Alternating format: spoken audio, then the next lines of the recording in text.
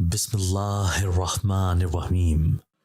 ہر اماوس کی رات مجھ میں ایک جن حاضر ہوتا تھا اور میری ہر خواہش پوری کرتا تھا، مگر اس سے پہلے وہ مجھ سے دو کام لازمی کرواتا، جو یہ تھے: پورا گھر اندھیرے میں ڈوبا ہوا تھا، نہ صرف پورا گھر بلکہ پورے علاقے میں اس وقت اندھیرا تھا۔ یہ رات کا پچھلا پہر تھا، سب لوگ اپنے اپنے گھروں میں اپنی نیند پوری کر رہے تھے، لیکن اس کی آنکھوں سے نیند غائب تھی۔ اچانک سے پورے گھر کی بتیاں خود جلنے لگیں اور خود بخود بجھنے لگیں۔ کھڑکیوں کو اچھی طرح سے بند کرنے کے باوجود اتنی تیز آواز سنائی دے رہی تھی جیسے باہر سے کوئی بری طرح سے کھڑکیوں کو دروازوں کو پیٹ رہا ہے، کیونکہ باہر اس وقت اتنی تیز آندھی چل رہی تھی۔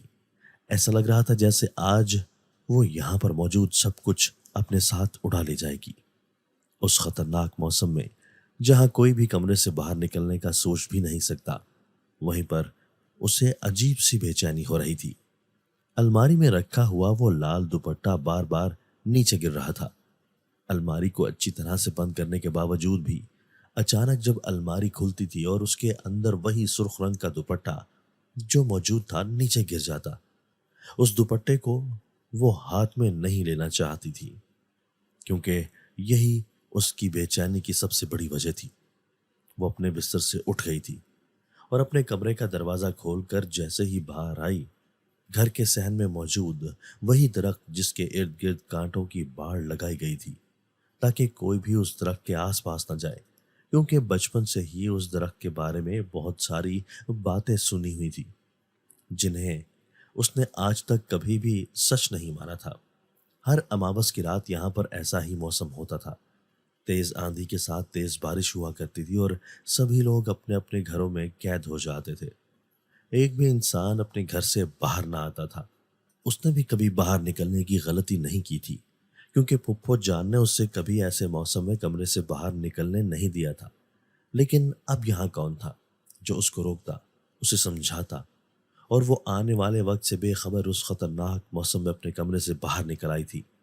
اور شاید یہی اس کی سب سے بڑی غلطی تھی۔ ابا ہمیشہ ہی ہر اماوس کی رات سے پہلے اس درخت کے گرد کانٹوں کے باڑ لگا دیتے تھے، اور لال مٹی جو کہ یہاں کے قبرستان کے ساتھ والے قریبی علاقے سے ملتی تھی، اس مٹی کو بھی اس درخت کے گرد ڈال دیا جاتا تھا۔ ایسا کیوں کیا جاتا تھا کوئی نہیں جانتا تھا سوائے ابا کے۔ وہ اپنے کمرے سے باہر نکل آئی تھی۔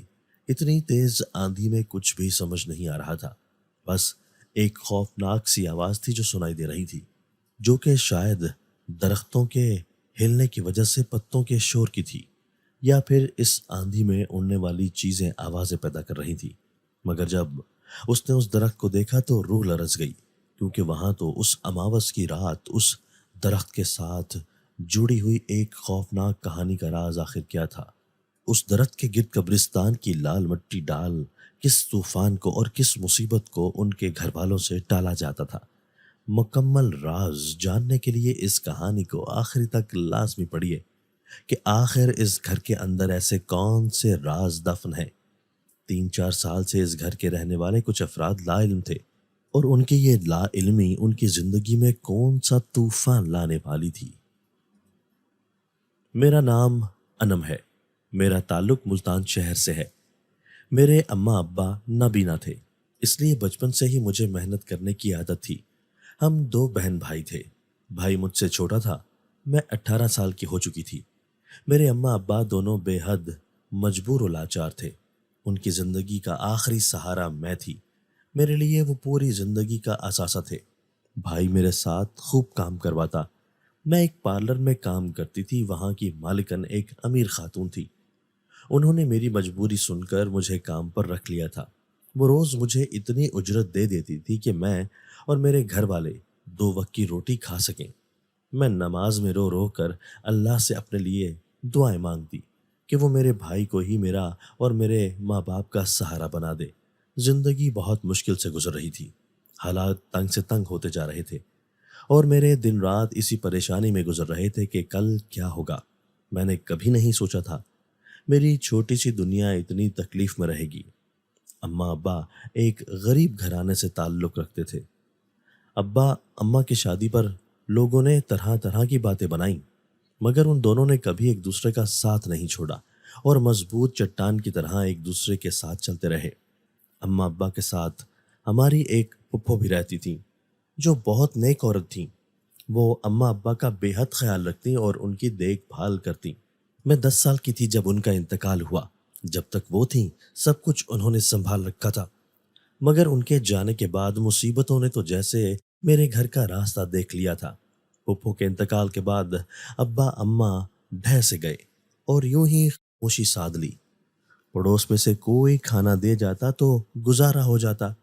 دن یوں ہی بے کیف گزر رہے تھے۔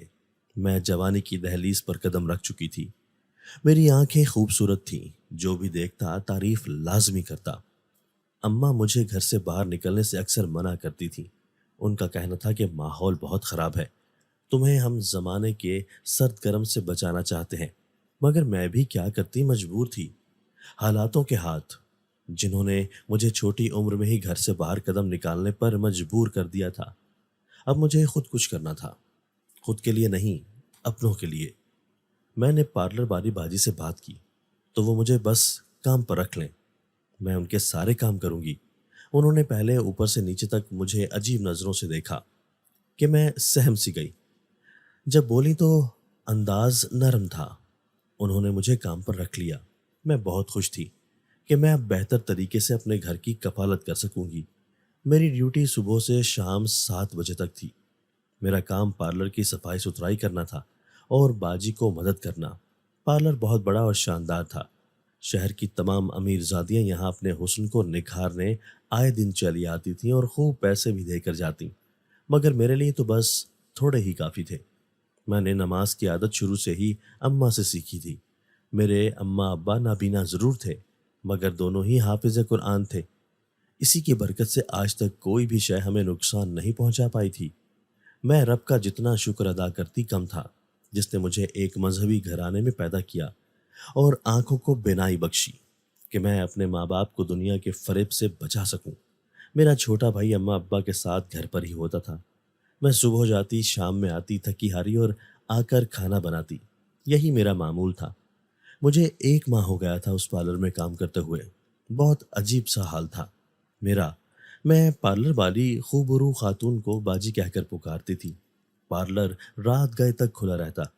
باجی مجھے اپنے ساتھ اپنے کمرے میں لے جاتی اور مجھے روز ایک سیاہ دھاگا دیتی اور کہتی کہ یہ میری اماں کا برکت والا دھاگا ہے، جو لڑکی یہ پہنتی ہے اس کے دن بدل جاتے ہیں۔ میں تو جیسے اللہ کی رحمت کے انتظار میں تھی۔ فوراً ان سے لیا کہ شاید خدا نے کوئی سہارا بنایا ہو۔ میں وہ دھاگا لے کر گھر آ جاتی، مگر جو ہی میں وہ دھاگا ہاتھ پر باندھتی میرا سر چکرانے لگتا اور نیند سے حال برا ہو جاتا اور میں صبح ہی اٹھتی۔ ہر رات اب میرے ساتھ یہی ہو رہا تھا۔ میں وہ دھاگا باندھتے ہی نیند کی آغوش میں چلی جاتی۔ آج جب میں کام پر گئی تو باجی کی طبیعت خرابی کی خبر ملی۔ میں جب تعزیت کرنے کے لیے ان کے کمرے میں گئی تو میرا حیرت سے برا حال ہو گیا۔ باجی سیاہ لباس میں ملبوس زمین پر چت لیٹی ہوئی تھی۔ میں گھبرا کر ان کی طرف بڑھی کہ کہیں کچھ ہو نہ جائے۔ میں ان پر پانی کے چھینٹے مارتی ہوش دلانے لگی۔ باجی کچھ دیر بعد ہوش میں آئی تو مجھے اپنے سامنے پا کر ان کا چہرہ فک ہو گیا۔ میں نے ہمت کر کے ان کی طبیعت کا پوچھا تو وہ مجھے بہتر ہوں کہتی اپنی الماری کی طرف بڑھ گئیں اور مجھے آج رات یہیں رک کر اپنی دیکھ بھال کرنے کا کہا۔ میں ان کے اچانک مطالبے پر گھبرا گئی کہ میں کیسے ایک پوری رات یہاں گزار سکتی ہوں، مگر باجی کی حالت کے پیش نظر میں خاموشی سے سر ہلا گئی۔ میرا دماغ تو سن ہو رہا تھا، جو کچھ ہو رہا تھا سب عجیب تھا۔ باجی کا اجرا حال، فک پڑتی رنگت کسی گہرے راز کا پتہ دے رہی تھی۔ مجھے اب بس اسی راز کا پتہ لگانا تھا۔ باجی کے دیے گئے دھاگے کو میں نے اب تک ہاتھ پر باندھے رکھا تھا۔ ہم نے کھانا کھایا اور باجی نے مجھ سے کہا کہ ان کے ساتھ والے کمرے سے انہیں دوائی کی بوتل لا دوں۔ میں نے ان کی بات سن کر اس کمرے کا رخ کیا اور جو ہی میں اس کمرے میں داخل ہوئی میرے پیروں تلے زمین نکل گئی۔ اس پورے کمرے میں سرخ تابوت تھے جن پر سرخ دوپٹے ڈالے ہوئے تھے۔ ان میں سے ایک تابوت پر ایک بڑی سی بوتل رکھی ہوئی تھی۔ میں اپنی گھبراہٹ پر قابو پاتی جلدی سے وہ بوتل اٹھانے لگی کہ مجھے یوں محسوس ہوا کسی نے میرا وجود جکڑ لیا ہو۔ میرے روم روم میں خوف سے رایت کر گیا۔ ماتھا پسینے سے نم ہونے لگا۔ میں خوف زدہ سی اپنی آنکھیں میچتی جتنی آیتیں آتی تھیں سب پڑھنے لگی۔ دل کی دھڑکن خوف سے، ڈر سے بڑھنے لگی تھی۔ میں مسلسل تلاوت کر رہی تھی۔ اچانک میرے پیچھے مجھے محسوس ہوا تپش اٹھ رہی ہے۔ میں نے بوتل اٹھائے بنا کچھ سوچے وہاں سے دوڑ لگا دی۔ سانس میرا بھاگنے کی وجہ سے بری طرح پھول گیا تھا۔ میرے ساتھ یہ سب کیا ہو رہا تھا؟ میں تو اپنے ماں باپ کی خاطر یہاں تک آ گئی تھی، مگر یہ سب تو میری سوچ سے پرے تھا۔ میں دوڑتی ہوئی باجی کے کمرے میں آنے کے بجائے اپنے گھر چلی آئی۔ میرا وہاں رہنا اب خطرے سے خالی نہیں تھا۔ میں گھر آئی تو اماں قدموں کی چاپ سن کر میری موجودگی کا اندازہ لگا کر مجھ سے اس وقت آنے کی وجہ دریافت کرنے لگی۔ میں بہت پریشان سی سوچ رہی تھی کہ اماں کو کیسے ساری بات بتاؤں۔ میں نے ان کے لیے خود کو مضبوط کیا اور اپنے آپ کو سنبھال لیا۔ میں اماں اور سب کے لیے کھانا بنانے لگی کہ سب بھوکے ہوں گے۔ کھانا کھا کر میں فارغ ہوئی تو یوں محسوس ہوا میری چارپائی کے ساتھ کوئی کھڑا ہے۔ میں ہراساں سی اپنی چاروں طرف دیکھنے لگی، مگر وہاں کوئی نہیں تھا۔ ساکت وجود لیے میں کانپتی وہیں پڑی تھی۔ جب اماں کی آواز میرے کانوں میں پڑی جو مجھے اماوس کی رات کے بارے میں بتا رہی تھی کہ آج اماوس کی رات ہے اور میں صحن میں موجود انار کے درخت کے پاس نہ جاؤں، یہ رات کماری لڑکی پر بھاری ہوتی ہے۔ میں دلچسپی سے اماں کی باتیں سننے لگی، مگر مجھے ان باتوں پر ذرا یقین نہ آیا۔ بھلا ایسے بھی ہوتا ہے؟ میں یہی سوچ کر ان کو تسلی دینے لگی کہ پریشان نہ ہو، میں ایسا کچھ نہیں کروں گی۔ میں آیت الکرسی پڑھ کر اپنی آنکھیں موند گئی۔ رات کے آخری پہر میری آنکھ کسی کے چیخنے پر کھلی۔ پریشان سے اٹھ کر بیٹھ گئی، مگر جب سب کی طرف نظر دوڑائی تو سب ہی نیند میں تھے۔ میں ڈر سے کام سی گئی۔ آواز اب بھی مجھے سنائی دے رہی تھی۔ میں پیروں میں چپل اڑیستی آواز کے سمت بڑھنے لگی، جہاں سے آوازوں کا شور بڑھنے لگا تھا۔ میں چلتی ہوئی صحن کے احاطے میں بنے درخت کے عین سائے میں آ کھڑی ہوئی۔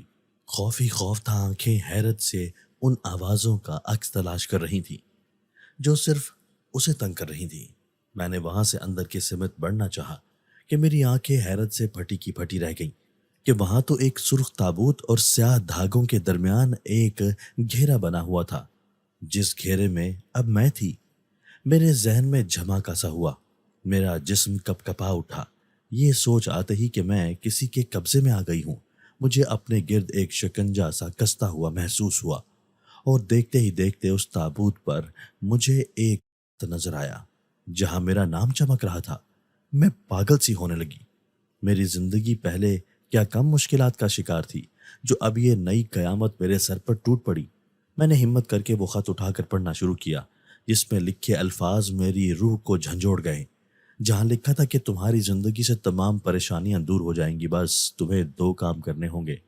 پہلا، تمہیں اس سرخ تابوت میں کسی نئی نویلی دلہن کو لانا ہوگا، اور دوسرا، تمہیں ہر جمعرات کو قبرستان کی مٹی اس تابوت پر لگانی ہوگی، بدلے میں تمہیں دھن دولت سے مالا مال کر دیا جائے گا۔ میں یہ بات سن کر ساکت سی رہ گئی۔ یہ کون تھے؟ مجھ سے یہ سب کچھ کروانا چاہتے تھے، اور یہ تابوت، یہ تو میں نے باجی کے گھر پر دیکھا تھا، اس بوتل کے ساتھ خفیہ کمرے میں موجود تھا، تو پھر یہاں کیسے آیا؟ دل و دماغ میں جھکڑ سے چلنے لگے تھے۔ سب کچھ الٹ گیا تھا۔ کیسی انہونی تھی جس میں بے قصور ہو کر بھی مجھے نئے امتحانوں میں سے گزرنا تھا۔ میں روتے ہوئے وہیں بے ہوش ہو گئی۔ ہوش آیا تو اپنے بستر پر موجود تھی۔ صبح کا وقت تھا۔ اماں ابا تلاوت میں مشغول تھے اور چھوٹا بھائی اپنا سبق دہرانے میں مصروف تھا۔ سب کو دیکھ رات کا پورا واقعہ مجھے پورے جذباتیت سے یاد آ گیا، اور تابوت یاد کرتے میں فوراً صحن کی طرف بھاگی۔ مگر یہ کیا، وہاں تو کسی بھی چیز کا نام و نشان موجود نہیں تھا۔ خوف سے میرا برا حال تھا۔ وہ خط، وہ دھاگے، تابوت، سب غائب تھا، جیسے یہاں کچھ ہوا ہی نہ ہو، اور وہ سب میرا کوئی بھیانک خواب ہو۔ میں اماں کی طرف آئی اور ان سب کے لیے ناشتے کا انتظام کرنے لگی۔ میرا دماغ سوچ سوچ کر درد کرنے لگا تھا۔ رات ہوئے حادثے کے بارے میں یاد کر کے کیا واقعی یہ میرا خواب تھا یا حقیقت؟ میرا اب پارلر جانے کا ارادہ بالکل بدل گیا تھا۔ اتنی پراسرار جگہ پر میں کسی صورت کام نہیں کرنا چاہتی تھی، اور اب میں نے دل سے طے کر لیا تھا، باجی کی دی گئی کوئی چیز اپنے گھر میں نہیں رکھوں گی، چاہے کچھ بھی ہو جائے۔ دھاگے میں ہاتھ سے کھولنے کی کوشش کر رہی تھی، مگر نہ جانے کیوں وہ دھاگا مجھے ہاتھ سے کڑے کی طرح معلوم ہونے لگا، جو کسی طرح بھی کھلنے کو تیار نہ تھا۔ بہت کوششوں کے بعد بھی جب وہ دھاگا میرے ہاتھ سے نہ کھلا تھک ہار کر میں نے یہ کوششیں ترک کر دیں اور پھر دوبارہ سے اپنے گھر کے کاموں میں لگ گئی تھی۔ لیکن میں نے ایک بات سوچ رکھی تھی کہ مجھے دوبارہ پارلر نہیں جانا۔ میں وہاں کسی صورت نہیں جانا چاہتی تھی کہ جو تابوت اس کے اوپر سرخ رنگ کا دوپٹہ میں نے اپنے گھر میں دیکھا تھا، ویسا ہی کچھ منظر میں نے ادھر پارلر والی باجی کے گھر دیکھا تھا۔ جب انہوں نے مجھے کوئی سامان لینے کے لیے اپنے گھر کے کمرے میں بھیجا تھا تو وہاں پر بھی وہی سب کچھ موجود تھا۔ مجھے ایسا لگ رہا ہے کہ ان ساری چیزوں کا تعلق میرے وہاں جانے سے ہے اور پارلر والی مالکن کا اس میں کوئی نہ کوئی عمل دخل تو ضرور ہے۔ اب تو میں نے پکا ارادہ کر لیا تھا کہ نہ تو مجھے وہاں پر دوبارہ کام پر جانا ہے اور نہ ہی ان کی کوئی بھی دی ہوئی چیز اپنے گھر لانی ہے۔ اور پھر مجھے ایک بات تھا، میں نے یہی سوچا تھا کہ میں انہیں یہ سچائی نہیں بتاؤں گی، کہیں ایسا نہ ہو کہ وہ یہ ساری باتیں سن کر پریشان ہو جائیں۔ میری اماں تو پہلے ہی میرے لیے بہت زیادہ فکر مند رہتی تھی، میں انہیں یہ سب کچھ بتا کر مزید پریشان نہیں کرنا چاہتی تھی، اسی لیے میں نے اس بات کا ذکر کسی سے نہ کیا اور خاموشی سے پارلر جانا چھوڑ دیا۔ جب اماں نے مجھ سے پوچھا تو میں نے ان سے یہی کہا تھا کہ مالکن کچھ دنوں کے لیے کسی دوسرے شہر گئی ہیں، اسی لیے انہوں نے کچھ دنوں کے لیے پارلر کو بند کر دیا ہے، کہ اگر میں اماں کو سب بتا دیتی تو وہ مجھے بہت سارے سوال کرتیں۔ اگر میں یہ کہتی کہ میں نے کام چھوڑ دیا ہے تب بھی اماں مجھ سے اس بارے میں سوال کرتیں۔ فی الحال میں نے یہی کہنا مناسب سمجھا تھا اور یہی سوچا تھا کہ آہستہ آہستہ کوئی اور بہانہ بنا کر اماں کو بتا دوں گی۔ مجھے پارلر چھوڑے ہوئے ایک ہفتہ گزر گیا تھا اور حیرت کی بات تھی کہ مالکن نے مجھے کوئی فون نہ کیا۔ میں تو یہ سوچ ہی رہی تھی کہ مجھے فون کر کے نہ آنے کی وجہ پوچھیں گی، لیکن ایسا کچھ نہیں تھا۔ دل ہی دل میں اس بات پر شکر ادا کر رہی تھی کہ انہوں نے مجھ سے کسی چیز کے بارے میں کچھ وجہ نہیں پوچھی۔ اگر وہ مجھ سے پوچھ لیتی تو میں انہیں کیا جواب دیتی؟ اس لیے میرے لیے بہتر یہی تھا کہ وہ مجھ سے کوئی سوال نہ کریں۔ دن اسی طرح سے گزر رہے تھے۔ میں نے اپنے لیے کوئی اور کام ڈھونڈنا شروع کر دیا تھا، لیکن مجھے کوئی بھی دوسرا کام نہیں ملا، اسی لیے گھر کے حالات خراب سے خراب تر ہوتے جا رہے تھے۔ تھوڑے بہت پیسے جمع تھے، وہ بھی کم ہو رہے تھے، اور سب سے بڑا مسئلہ تھا کہ میرا چھوٹا بھائی، اس کی طبیعت اچانک خراب ہو گئی۔ میرے چھوٹے بھائی کی طبیعت زیادہ خراب تھی، اس کی دوائی کے لیے، اس کے علاج کے لیے اچھے خاصے پیسوں کی ضرورت تھی۔ میرے کچھ محلے میں جاننے والی لڑکیاں تھیں اور کچھ میرے ساتھ پارلر میں کام کرتی تھیں۔ میں نے ان سے پیسوں کا کہا تو ان کا بھی یہی کہنا تھا کہ وہ میرے لیے کچھ نہیں کر سکتی، کیونکہ ان کے اپنے گھروں کے حالات بہت زیادہ خراب تھے۔ جتنی تنخواہ ملتی تھی اس سے گھر کا گزارا بہت مشکل سے ہوتا تھا، تو ایسے میں پیسے جمع کرنا تو مشکل بات تھی۔ ایسے میں کسی کے پاس پیسے نہیں ہیں کہ وہ مجھے دے دیتی اور میری ان سے مدد ہو جاتی۔ میرے پاس بچپن میں ایک سونے کا کڑا تھا جو میری امی نے مجھے دیا تھا۔ وہ کڑا میں نے ان وقتوں میں بیچ دیا جب ہمارے گھر کے حالات اچھے نہیں تھے۔ اس وقت پھپھو کا انتقال ہوا تھا اور ان کے انتقال کے بعد ہماری آمدنی کا کوئی ذریعہ نہیں تھا، اس لیے میں سوچ رہی تھی کہ اگر وہ میرے پاس موجود ہوتا تو اسے بیچ کر اپنے بھائی کا علاج کروا لیتی۔ دن اسی طرح سے گزر رہے تھے اور میرے بھائی کی طبیعت مزید ہوتی جا رہی تھی۔ مجھے سمجھ نہیں آ رہا تھا کہ میں کیا کروں۔ میں نے یہی سوچا کہ کیوں نہ میں دوبارہ پارلر جانا شروع کر دوں، کیونکہ میرے پاس ان ساری چیزوں کا ایک صرف حل تھا کہ وہی مالکن میری مدد کر سکتی تھی۔ لیکن اس کے ساتھ ساتھ مجھے ان ساری چیزوں سے خوف محسوس ہوتا تھا جو میں نے پچھلے کچھ دنوں میں اپنے آس پاس دیکھی تھی۔ مگر فی الحال میرے لیے میرے خوف سے بڑھ کر میرے بھائی کی زندگی تھی اور اسے بچانے کے لیے میں کچھ بھی کرنے کے لیے تیار تھی۔ رات کو سونے سے پہلے میں نے اس بات کا ارادہ کر لیا کہ صبح ہوتے ہی میں پارلر جاؤں گی اور مالکن سے کوئی نہ کوئی بہانہ کر دوں گی۔ مجھے امید تھی کہ وہ میری مجبوری کو سمجھیں گی اور مجھے دوبارہ کام پر رکھ لیں گی۔ صبح ہوتے ہی جب میں پارلر پہنچی تو یہ دیکھ کر مجھے حیرت ہوئی تھی کہ وہاں پر کوئی پارلر موجود ہی نہیں تھا۔ جب میں نے آس پاس کے لوگوں سے اس بارے میں پوچھا تو کسی کو اس بارے میں کچھ بھی پتہ نہیں تھا۔ میں حیران ہو رہی تھی کہ آخر یہ پارلر کہاں چلا گیا۔ میں نے یہ سوچا کہ ہو سکتا ہے کہ باجی نے پارلر کہیں اور شفٹ کر لیا ہو سکتا ہے کہ وہ کہیں اور رہنے کے لیے چلی گئی ہوں، اس لیے انہوں نے یہاں سے پارلر ختم کر دیا ہوگا۔ میں خاموشی سے واپسی کے لیے پلٹی تھی کہ اچانک سے میری نظر اس بلڈنگ پر گئی جہاں پر پارلر ہوا کرتا تھا۔ میں نے نظر اٹھا کر اوپر دیکھا تو وہاں پر اوپر بنے ہوئے کمرے سے لال رنگ کی روشنی نکل رہی تھی۔ روشنی دیکھ کر میں خوفزدہ ہو گئی، کیونکہ ویسی ہی روشنی تو میں نے میڈم کے گھر کے اس کمرے میں دیکھی تھی جہاں پر وہ تابوت موجود تھے، اور ایسی ہی روشنی میں نے اپنے گھر میں بھی دیکھی تھی جب میرے گھر کے اندر ایک تابوت موجود تھا اور اس کے ساتھ ایک بھی تھا۔ अचानक से उस कमरे के अंदर से कागज का एक टुकड़ा उड़ता हुआ नीचे की तरफ आने लगा। मैं वहां पर खड़ी ये सारा मंजर अपनी आंखों से देख रही थी जब वो कागज का छोटा सा टुकड़ा मेरे पाँव में आकर गिर गया। जब मैंने उस कागज के टुकड़े को उठाकर पढ़ा तो उसके ऊपर वही अल्फाज लिखे हुए थे कि अगर तो मैं ये काम करूंगी तो मेरी दुनिया बदल जाएगी, मेरे घर में किसी चीज़ की कमी नहीं रहेगी, मैं माला माल हो जाऊंगी। वो अल्फाज तो वही थे जो उस रात मेरे घर में मौजूद ख़त में लिखे थे।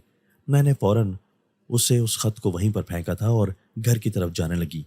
तेज़ कदम लेती जब मैं घर पहुंची तो देखा सामने ही बैठकर अम्मा रो रही थी। जब मैंने अम्मा से उनके रोने की वजह पूछी तो अम्मा ने मुझे बताया था कि मेरे छोटे भाई की तबीयत और ख़राब हो गई है। अस्पताल वालों ने भी कहा है कि उसके इलाज के लिए हमें जल्द ही पैसे जमा करवाने होंगे। अगर ऐसा ना किया तो मेरे भाई का इलाज नहीं होगा और ठीक नहीं होगा। मैं बहुत परेशान हो गई थी अम्मा की ये बात सुनकर, लेकिन मैंने उस वक्त अम्मा को तसल्ली दी और उनसे यही कहा कि उन्हें फ़िक्र करने की ज़रूरत नहीं है, कुछ ना कुछ हो जाएगा और मेरा भाई बहुत जल्द ठीक होकर घर वापस आ जाएगा। अम्मा को परेशान होने की ज़रूरत नहीं है। जबकि मैं ये सोच रही थी कि आखिर मैं पैसों का इंतज़ाम कहाँ से करूँगी, कैसे अपने भाई की जान बचाऊँगी। मगर अब मैंने सोच लिया था कि मुझे क्या करना है। मैंने सोच लिया था कि मुझे वही करना है जो उस ख़त में लिखा हुआ था। मैं रात होने का इंतज़ार करने लगी क्योंकि आज अमावस की रात थी और मुझे यकीन था कि आज रात दोबारा से वही ताबूत और उसके साथ सुर्ख रंग का वह दुपट्टा हमारे घर में मौजूद होगा। जैसे ही रात हुई थी तो अम्मा ने मुझे दोबारा से मना कर दिया। उनका कहना था कि मैं घर के सहन में ना निकलूं क्योंकि आज अमावस की रात है और उस वक्त बहुत सारी शैतानी ताकतें ज़मीन पर मौजूद होती हैं। उनका कहना था कि मैं अपने कमरे में ही मौजूद रहूंगी। मुझे घर के सहन में आने की ज़रूरत नहीं और ना ही घर में मौजूद किसी भी दरख्त के पास जाने की ज़रूरत है। अम्मा से तो मैंने ये कह दिया था कि मैं अपने कमरे में ही रहूंगी, लेकिन दिल ही दिल में मैंने कुछ और सोचा हुआ था। मुझे अपनी ख्वाहिशात पूरी होने का लालच नहीं था। मैं सिर्फ अपने भाई के लिए सब कुछ कर रही थी और आधी रात गुजर गई थी जो मैंने अपने कमरे की खिड़की से देखा कि हमारे घर में मौजूद अनार के दरख्त के पास लालटेन की रोशनी फैली हुई थी। मैं समझती थी कि बाहर वही ताबूत मौजूद है। उन सारी चीज़ों से मुझे खौफ भी महसूस हो रहा था, लेकिन फिर भी मैं अपने भाई के लिए कमरे से बाहर निकली थी और आहिस्ता आहिस्ता चलती हुई वहां तक पहुंच गई। मैंने देखा तो सामने ही एक ताबूत मौजूद था जिसके ऊपर सुर्ख रंग का कपड़ा डाला गया था। मैंने सुर्ख रंग का दुपट्टा ताबूत से हटाया और उस ताबूत को खोलकर उसके अंदर चली गई। जैसे ही मैं उस ताबूत के अंदर लेटी थी तो अचानक से मेरी आंखें खुद ब खुद बंद हो गईं। उसके बाद जब मैंने देखा था वो मेरे लिए बहुत ज़्यादा खौफनाक था। कोई था जो मेरा पीछा कर रहा था और मैं उससे बचने के लिए भाग रही थी। मैं अपने आप को किसी से बचा रही थी। मैं किसी ऐसी जगह पर मौजूद थी जिसे देखकर मुझे ऐसा लग रहा था कि जैसे मैंने इस जगह को पहले भी देखा हुआ है, लेकिन उस वक्त मुझे समझ नहीं आ रहा था कि ये कौन सी जगह है। वहां से बाहर निकलने का मुझे कोई रास्ता नहीं मिल रहा था। मैं जिस तरफ भी जाती थी वहां पर मेरे सामने काले लिबास में एक लंबा सा आदमी खड़ा होता था। उसका चेहरा तो मुझे दिखाई नहीं दे रहा था, मगर उसके हाथ में जंजीर थी और वो जंजीर मेरे पैरों में डालकर मुझे कैद करना चाहता था और मैं उससे अपनी जान बचाने के लिए इधर उधर भाग रही थी और बाहर का रास्ता तलाश कर रही थी, लेकिन उस जगह से बाहर निकलने का रास्ता मुझे अभी तक नहीं मिला था। अचानक से मेरी आंखें खुल गईं।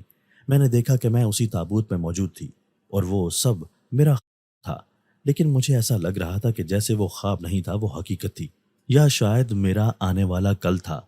मैं फौरन उस ताबूत से बाहर निकली थी और मेरे देखते ही देखते वो ताबूत मेरे सामने से गायब हो गया, जबकि वो दुपट्टा मेरे सर पर मौजूद था।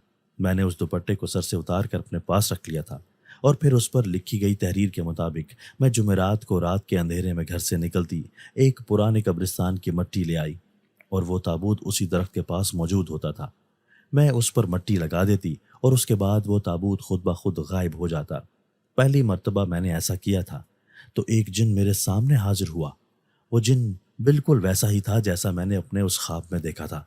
उसी तरह का लिबास पहने और चेहरा झुकाए मेरे सामने मौजूद होता था और मुझसे ये कहता था कि मैंने उसके कहने के मुताबिक 2 काम कर दिए हैं।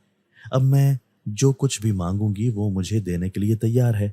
सबसे पहले तो मैंने अपने भाई के इलाज के लिए रकम मांगी थी। उसके बाद से ऐसा होने लगा था कि हर अमावस की रात एक जिन हाजिर होता था जो कि मेरी हर ख्वाहिश पूरी करता था, लेकिन उसके बदले में मुझे वही काम करने होते थे। मुझे उस ताबूत में लेटना पड़ता था और हर बार उसमें जब भी लेटती थी तो खुद ब खुद मेरी आंखें बंद हो जाती और हर बार वही ख्वाब चलना शुरू हो जाता था जो मैं हर बार देखा करती थी। مجھے سمجھ نہیں آتا تھا کہ آخر اس بات کی حقیقت کیا تھی اور یہ جن زیادہ کیوں میری مدد کرتا تھا اور میری خواہشات کو پورا کرتا تھا۔ یہ سوال میرے ذہن میں چلتے تھے لیکن اس کا جواب میرے پاس نہیں تھا۔ آہستہ آہستہ ہمارے گھر کے حالات بدلنے لگے تھے اور دیکھتے ہی دیکھتے ہمارے گھر میں کسی چیز کی کمی نہیں تھی۔ جب اماں مجھ سے اس کی وجہ پوچھتی تو میں جھوٹ بول دیتی تھی کہ اماں سے یہی کہتی کہ مجھے ایک جگہ پر بہت اچھی نوکری مل گئی ہے اور اسی نوکری کی بدولت ہمارے حالات اچھے ہوئے ہیں۔ اماں تو دیکھ نہیں سکتی تھی، اسی لیے میری باتوں پر بھروسہ کر لیتی، جبکہ کبھی اماں مجھ سے پوچھا کرتی تھی کہ کہیں میں کچھ ایسا ویسا تو نہیں کر رہی جو ان سے چھپا رہی ہوں، اگر کچھ ایسا ہے تو میں انہیں بتا دوں۔ مجھے حیرت بھی ہوتی تھی کیا اماں مجھ سے یہ سوال کیوں کرتی ہیں، لیکن میں ہر بار جھوٹ بول کر انہیں مطمئن کر دیتی اور وہ خاموش ہو جاتی۔ اماں سے اس طرح سے جھوٹ بولتے ہوئے مجھے اچھا نہیں لگتا تھا، لیکن اگر میں سچ بتا دیتی تو وہ مجھ سے ناراض ہوتی۔ وہ کبھی بھی مجھے یہ سب کچھ کرنے نہیں دیتی، لیکن میں یہ سب کچھ اپنے گھر والوں کی خوشی کے لیے کر رہی تھی۔ مجھے نہیں معلوم تھا کہ اس کا انجام کیا ہوگا، مجھے تو یہ بھی نہیں معلوم تھا کہ میرے ساتھ کیا ہونے والا ہے، لیکن میں اتنا ضرور جانتی تھی کہ یہ سب کچھ کرنے سے میرے گھر والوں کی زندگی سنور گئی تھی۔ اپنے بھائی کی ہر چھوٹی سے چھوٹی ضرورت کو پورا کر سکتی تھی جو میں کرنے کا سوچتی تھی۔ کچھ عرصہ تو اسی طرح یہ سب کچھ چلتا رہا۔ وہ جن زیادہ ہر اماوس کی رات کو آتا اور میری ہر خواہش کو پورا کرتا، لیکن اب کی بار جب وہ اماوس کی رات آئی تھی تو اس کا کہنا تھا کہ آج مجھے اس کی ایک بات ماننی ہوگی۔ اس نے جو اتنے عرصے میں میری اتنی مدد کی ہے اور میری ہر خواہش کو پورا کیا ہے، لیکن اب مجھے اس کے لیے کچھ کرنا پڑے گا۔ اگر میں نے انکار کیا تو اس کے بعد جو کچھ میرے گھر والوں کے ساتھ ہوگا اس کی ذمہ دار میں خود ہوں گی۔ اس کی بات سن کر میں گھبرا گئی تھی۔ آخر وہ مجھ سے کیا کروانا چاہتا ہے؟ جو دو کام اس نے مجھ سے کرنے کے لیے کہے تھے وہ تو میں کرتی تھی، لیکن اب مجھ سے کون سا ایسا کام کروانا چاہتا تھا؟ جب اس کا کہنا تھا کہ آج رات مجھے مکمل طور پر ایک دلہن کی طرح تیار ہو کر اس تابوت میں لیٹنا ہوگا اور باقی باتیں مجھے بعد میں بتائے گا کہ مجھے کیا کرنا ہے۔ ساتھ ساتھ اس جن ذات کا یہ بھی کہنا تھا کہ اپنی بات سے پیچھے نہیں ہو سکتی، کیونکہ میں نے اس سے یہ وعدہ کیا تھا کہ میں اس کی ساری باتیں مانوں گی، مجھے جو بھی کرنے کے لیے کہے گا وہ کروں گی، اور اسی شرط پر وہ میری مدد کے لیے تیار ہوا تھا۔ اسی شرط پر وہ میری ساری خواہشات پوری کرتا تھا، اور اب مجھے وہ سب کچھ کرنا ہی ہوگا جو مجھے کرنے کے لیے کہے گا۔ میرے پاس اس کی بات ماننے کے علاوہ کوئی دوسرا راستہ بھی تو نہیں تھا۔ اور پھر میں نے اپنی ماں کے صندوق سے وہ دلہن والا لباس نکالا جو انہوں نے کچھ سال پہلے میرے لیے بنایا تھا۔ اس وقت میری پھپھو زندہ تھی تو وہ ہی میرے لیے یہ لباس خرید کر لائی تھی۔ انہوں نے اماں کو دیا تھا۔ اماں نے اسے سنبھال کر اپنے پاس صندوق میں رکھا تھا کہ جس وقت میری شادی ہوگی تو مجھے یہ دلہن کا جوڑا دیں گی۔ سب لوگوں کے سو جانے کے بعد میں نے خاموشی سے ماں کے صندوق سے اس جوڑے کو نکالا اور مکمل طور پر ایک دلہن کی طرح سرخ جوڑا پہن کر تیار ہو گئی۔ میرا دل بہت گھبرا رہا تھا، ایسا لگ رہا تھا کہ اس کے بعد کچھ بہت برا میرے ساتھ ہونے والا ہے، یا پھر یہ بھی ہو سکتا تھا کہ کچھ بہت بھیانک میرے ساتھ ہوتا۔ مگر کیونکہ میں اس جنزادے سے وعدہ کر چکی تھی کہ وہ جو کچھ بھی کرنے کو کہے گا مجھے وہ ہر حال میں کرنا ہے، اسی لیے میں خاموشی سے دلہن کی طرح تیار ہوئی تھی اور خاموشی سے جا کر اس تابوت کے اندر لیٹ گئی، اور خود بخود میری آنکھیں بند ہو گئی تھیں۔ مجھے نہیں معلوم تھا کہ مجھے کیا ہو رہا ہے۔ اچانک سے ہر طرف دھواں ہی دھواں، میری آنکھوں کے سامنے ہر طرف دھواں پھیلا ہوا تھا، اور اچانک سے تابوت خود بخود بند ہو گیا۔ اس کے بعد جب وہ تابوت کھلا تھا تو میں نے دیکھا کہ یہ کوئی اور ہی جگہ تھی۔ یہ میرے گھر کا وہ حصہ نہیں تھا جہاں پر میں آ کر اس تابوت میں لیٹی تھی۔ میں تو اپنے گھر کے صحن میں انار کے درخت کے پاس موجود تھی، لیکن یہاں تو سارا کچھ بدلا ہوا تھا۔ اور اب جب میں نے غور کر کے چیزوں کو دیکھنا شروع کیا تو مجھے احساس ہوا تھا کہ یہ وہی جگہ تھی جو میرے خواب میں آتی تھی جب میں پہلے اس تابوت میں لیٹی تھی۔ تو جو خواب مجھے آتا تھا وہ میرے خواب میں جو جگہ تھی، یہاں پر میں بھٹک گئی تھی جہاں سے مجھے باہر نکلنے کا راستہ نہیں ملتا تھا۔ مجھے ایسا لگتا تھا کہ جیسے اس جگہ پر مجھے کوئی قید کر لے گا۔ یہ جگہ بالکل وہی تھی۔ میں فوراً سے اس تابوت سے باہر نکلی تھی اور یہاں سے بھاگنے کا راستہ تلاش کرنے لگی، لیکن وہاں پر کہیں بھی مجھے باہر نکلنے کا راستہ نہیں مل رہا تھا۔ میرا وہ خواب سچا ہو گیا تھا جو میں دیکھا کرتی تھی۔ اور پھر جب میں ایک دروازے کی طرف جانے لگی تو میں نے دیکھا کہ وہاں پر کالے رنگ کے لباس میں ایک آدمی موجود تھا۔ شاید یہ وہی جن ذات تھا جو مجھے یہاں تک لایا تھا۔ اس کا چہرہ مجھے آج بھی دکھائی نہیں دیا تھا، جبکہ اس کے ہاتھ میں زنجیر تھی، اور وہ آہستہ آہستہ چلتا ہوا میرے قریب آنے لگا۔ میں اسے اپنے سے دور رہنے کا کہہ رہی تھی، جب اس نے اچانک سے زنجیر میرے پاؤں میں ڈالی تھی اور مجھے اس کمرے میں قید کر دیا۔ میں آس پاس دیکھتی یہی سوچ رہی تھی کہ میں نے اپنے آپ کو یہ کس مشکل میں ڈال دیا تھا۔ یہاں سے تو باہر نکلنے کا کوئی راستہ نہیں تھا، لیکن آخرکار مجھے یہاں پر قید کرنے کا مقصد کیا تھا؟ کچھ دیر اسی طرح سے گزری تھی کہ وہ جن ذات دوبارہ سے وہاں پر آیا، لیکن مجھے حیرت ہو رہی تھی اس کے ساتھ پارلر والی باجی بھی تھی۔ میں تو یہ سمجھ رہی تھی کہ وہ اپنا پارلر چھوڑ کر کہیں اور چلی گئی ہیں۔ وہ تو میرے سامنے موجود تھیں اور ان کی مسکراہٹ بہت عجیب تھی۔ مجھے یہاں پر دیکھ کر وہ ہنس رہی تھی۔ ان کا کہنا تھا کہ آخرکار میں یہاں پر آ ہی گئی۔ ان کا کہنا تھا کہ مجھے یہاں لانے کے لیے انہوں نے بہت محنت کی ہے اور مجھے یہاں سے نہیں جانے دیں گی۔ مجھے حیرت کا شدید جھٹکا لگا تھا کہ اس سارے معاملے کے پیچھے میرے پارلر والی مالکن کا ہاتھ تھا، لیکن وہ مجھے یہاں پر قید کیوں کرنا چاہتی تھی؟ میں نے اس سے یہ سوال پوچھا تو اس کا کہنا تھا کہ اس کا جواب مجھے بہت جلد مل جائے گا، لیکن فی الحال جس جن ذات کے کہنے پر میں یہاں تک آئی تھی مجھے اس سے شادی کرنی ہوگی۔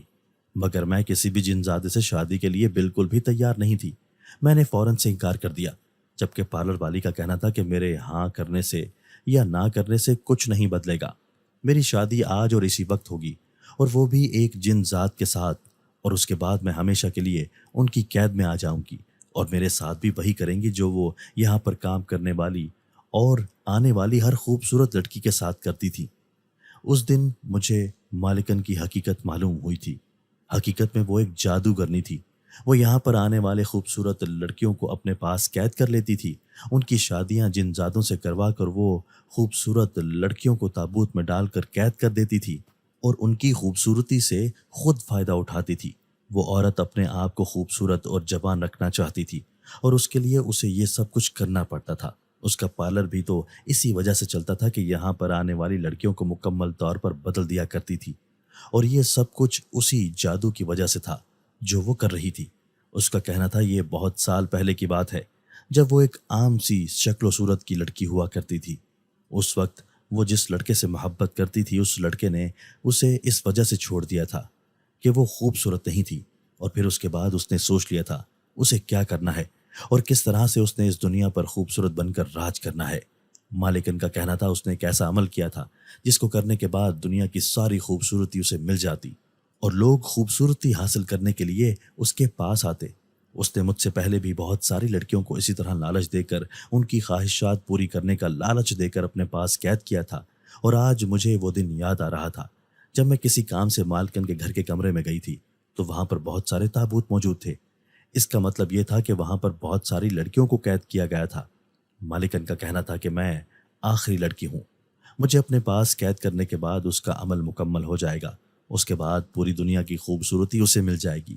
وہ خوبصورتی کی ملکہ ہوگی اور لوگ خوبصورتی حاصل کرنے کے لیے اس کے پاس آیا کریں گے۔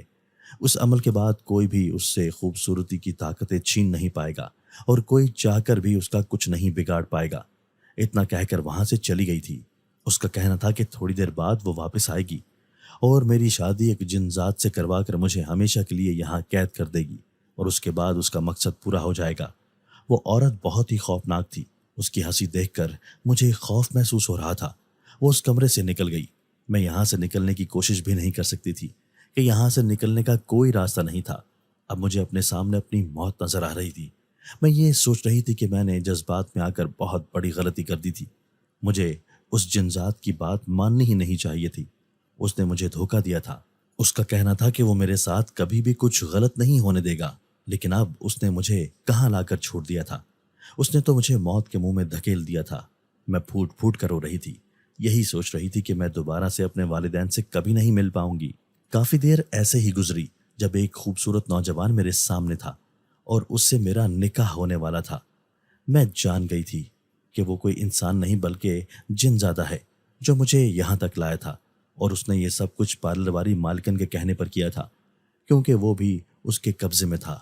مالکن نے اسے اپنے پاس قید کیا تھا اور وہ اس کے کہنے کے مطابق سب کچھ کرتا تھا۔ میرا اس جن ذات سے نکاح ہو گیا تھا۔ مالکن نے میرے لیے ایک تابوت تیار کروا لیا تھا۔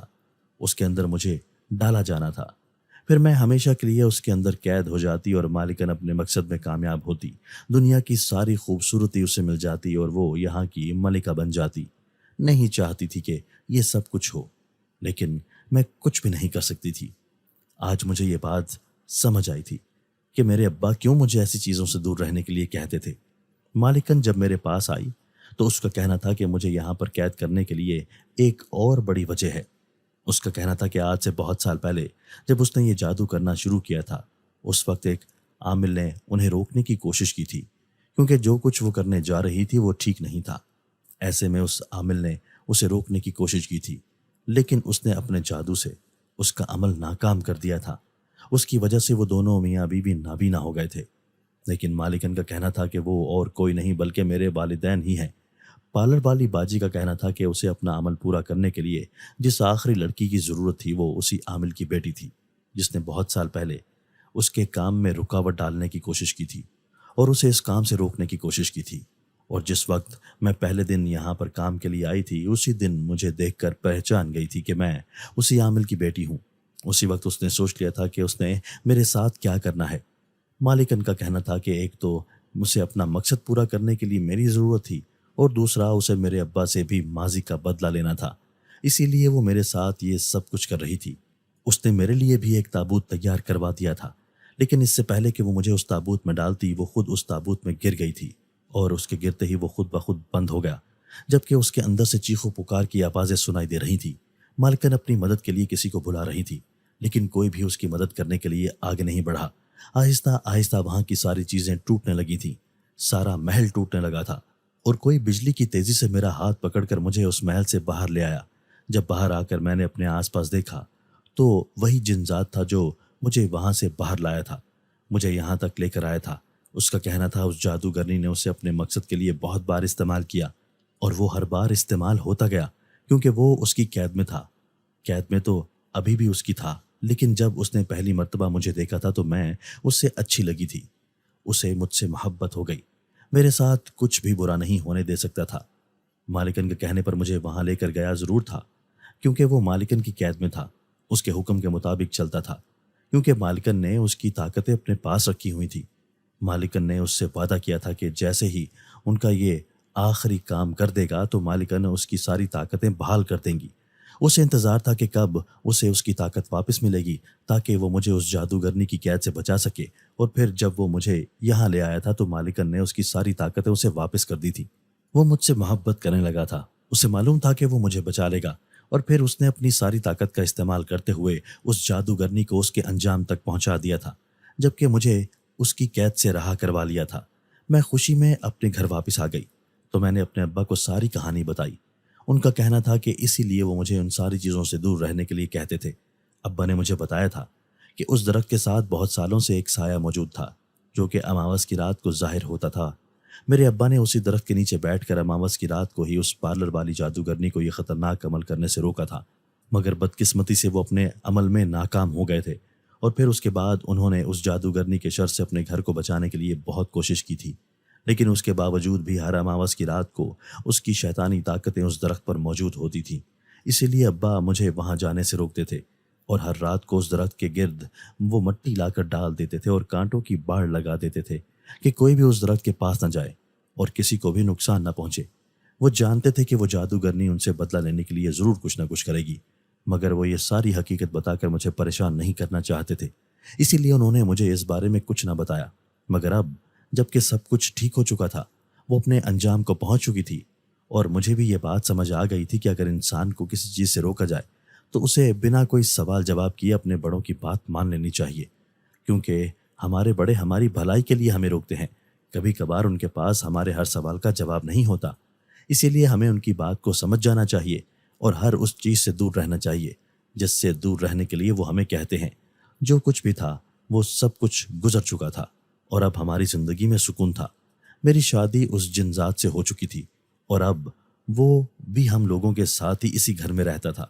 مجھے بھی اس سے محبت ہو گئی تھی، اور پھر ہماری زندگی سے ہر برائی ہمیشہ کے لیے دور ہو گئی۔ دوستو، اگر آپ کو آج کی ہماری یہ ویڈیو پسند آئی ہے تو اسے لائک کیجئے اور اسے اپنے پیاروں کے ساتھ شیئر ضرور کیجئے گا، اور ہاں، اگر آپ نے ابھی تک ہمارا چینل سبسکرائب نہیں کیا تو ہمارا چینل سبسکرائب کر دیجئے اور بیل آئیکن بھی پریس کر دیجئے تاکہ ہماری ہر نئی آنے والی ویڈیو آپ کو بر وقت مل سکے۔ اللہ حافظ۔